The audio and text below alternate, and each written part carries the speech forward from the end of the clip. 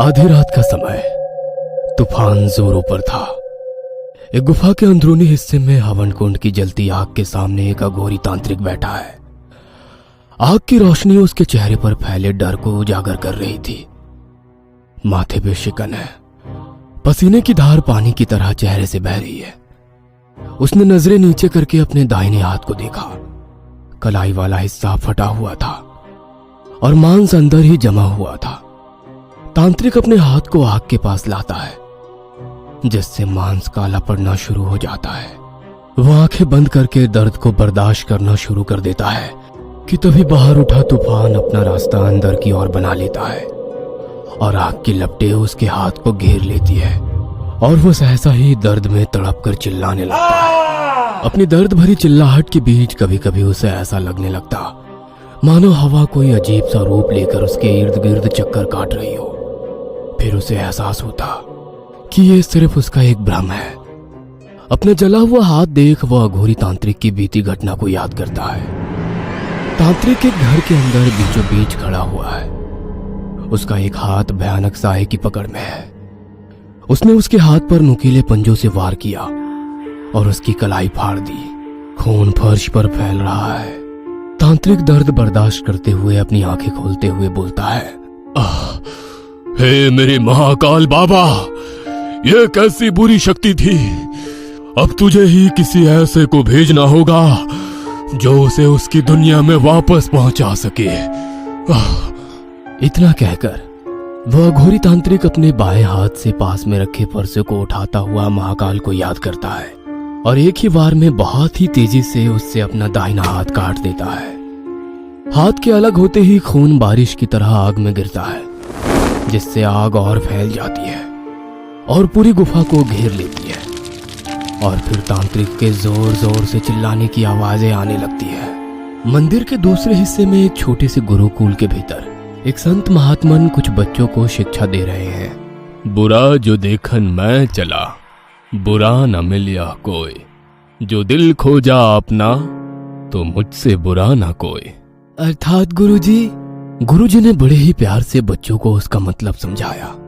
अर्थ है कि जब मैं इस संसार में बुरा खोजने चला तो मुझे कोई बुरा ना मिला, पर जब मैंने अपने मन में झांक कर देखा तो पाया कि मुझसे बुरा कोई नहीं है। पहले हमें स्वयं अपने अंदर देखना चाहिए कि हम में क्या कमी है। पहले खुद के दोष जाने, अपने आप में सुधार करें, फिर दूसरों के दोषों का सुधार करें। गुरुजी आगे बोल ही रहे थे कि तभी उनके कानों में एक छोटी बच्ची की आवाज पड़ी, अंजिक भैया। उस बच्ची की आवाज में इतनी घबराहट थी कि स्वयं गुरुजी भाप गए कि कहीं कोई अनहोनी हुई है। पर किसी भी अनहोनी की आशंका न लगाते हुए उन्होंने हनुमान जी की प्रतिमा को देखा और मन में प्रार्थना की, हे ईश्वर, सब ठीक हो। गुरुजी बाहर मंदिर के प्रांगण में आए तो देखा कि एक छोटी बच्ची बार बार अचिक्य का नाम बुला रही है। वह तपती धूप में नंगे पैर अपने पांव तेज धूप से बचाते बचाते अंचिक्य के पास पहुंची, जो उस समय एक गाय के बछड़े को रोटी का निवाला खिला रहा था। भैया, वो अनुराधा दीदी, उन्हें कुछ हो गया है, आप जल्दी चलो ना अंचिक भैया। अंचिक ये सब सुन थोड़ा घबरा गया और वो तुरंत उस छोटी बच्ची के साथ चल दिया। गुरुजी ने अंचिक्य को मंदिर से बाहर जाते देखा। उनका चेहरा अभी भी ना जाने क्यों किसी बड़ी अनहोनी की आशंका को लेकर परेशान था। अंचिक्य उस बच्ची के साथ जब अनुराधा के घर पहुंचा तो दरवाजे से अंदर उसने निठाल पड़ी अनुराधा को पाया। उसे ऐसे हालत में देखते ही अंचिक्य परेशान तो हुआ ही, पर साथ में उसे अजीब भी लगा। अनुराधा का शरीर ऊपर से नीचे तक काला पड़ा हुआ था, जैसे मानो पूरे शरीर में जहर फैला हुआ हो। अंचिक्य अनुराधा के पास आया और उसके नजदीक बैठकर उसके सर पर अपना हाथ रखा और उसे गौर से देखने लगा। ये सब कैसे हो गया अनुराधा? अंचिक्य के सवाल ने अनुराधा की आंखों में आंसू ला दिए। वह बिस्तर से उठने लगी ताकत लगाकर, तो अंचिक्य ने उसे सहारा दिया और उसकी पीठ के सहारे से उसे उठाने लगा तो अंचिक्य का हाथ किसी घाव पर लगा। अंचिक्य ने पीछे देखा तो अनुराधा की पीठ पर एक गहरा घाव बना हुआ था। उसका घाव गला लग रहा था। अंचिक्य ये सब देख हैरान रह गया और अनुराधा से पूछने लगा, क्या हुआ अनुराधा? ये घाव कैसे आया तुम्हारी पीठ पर? अनुराधा अंचिक्य का सवाल सुनकर रोने लगी। उसकी आंखों में दर्द की एक तस्वीर थी जो अंचिक्य को एक अजीब सा अनुभव करा रही थी। यह सब देख अंचिक्य उसके पास आकर बिस्तर पर बैठा और अनुराधा को थाम लिया और बच्ची की तरफ देखकर बोला, गुड़िया तू जाके थोड़ी सी नीम की पत्तियां और एक पट्टी ले आ। अंचिक्य ने नीम की पत्तियां पीसी और उनका रस बनाकर अनुराधा की पीठ पर लगाया और उसके ऊपर से पट्टी को कसकर रखकर अनुराधा को वापस लिटा दिया। हम लोगों से बहुत बड़ी गलती हो गई। हम लोगों से बहुत बड़ी गलती हो गई। वो हमारी वजह से आ गई। मुझे वहां नहीं जाना चाहिए था। इतना बोलते बोलते अनुराधा एक गहरी बेहोशी में चली गई। जो कुछ भी अनुराधा के साथ हुआ था वो शायद अनुराधा भूल नहीं पा रही थी।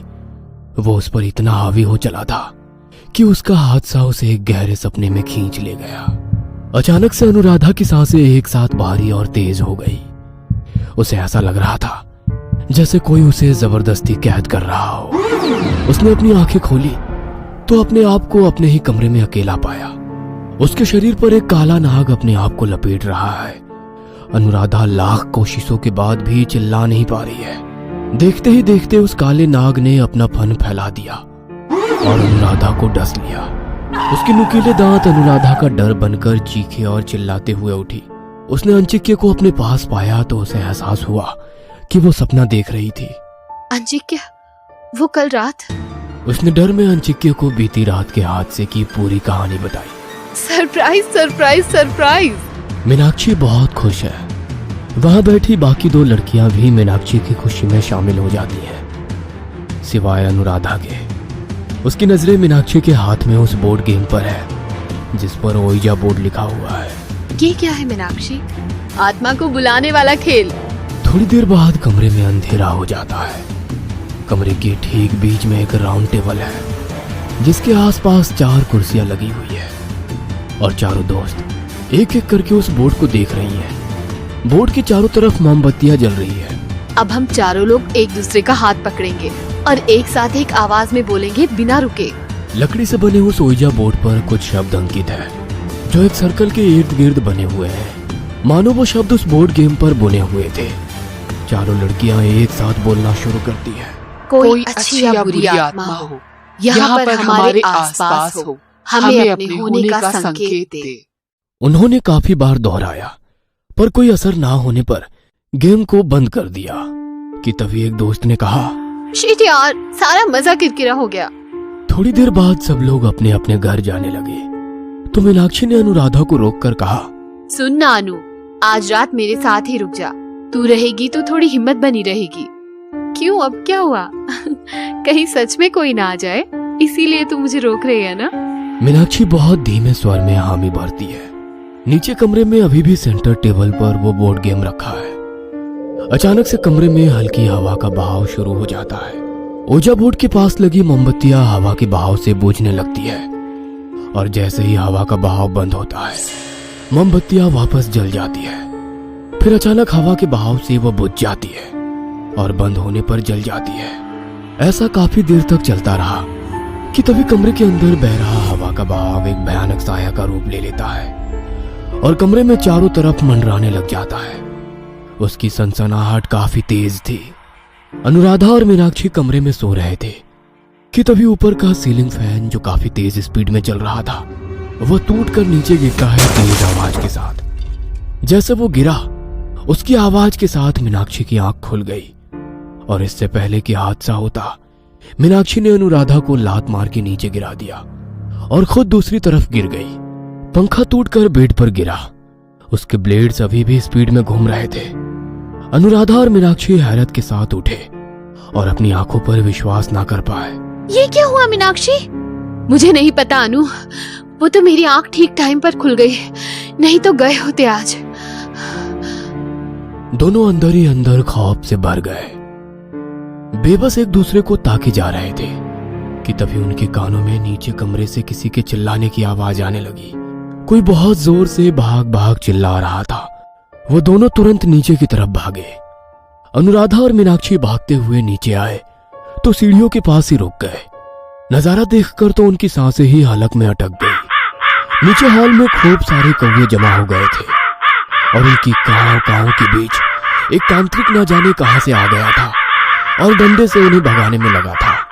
भाग जा यहाँ से, मैंने कहा भाग जा यहाँ से। तांत्रिक अपने दोनों हाथ ऊपर उठाकर आवाज में जोर लगाकर चिल्लाने लगा तो कौवे भी जोर से काव काव करने लगे और उस पर झपटने लगे, अपनी चोट से उसके शरीर को खुरचने लगे, पर तांत्रिक उन्हें भगाने में लगा रहा। ऊपर से अनुराधा और मीनाक्षी ये सब देख रहे थे कि तभी मीनाक्षी तेज आवाज में चिल्लाई, कौन हो तुम और ये सब क्या तमाशा लगा रखा है तुमने? निकलो मेरे घर से अभी।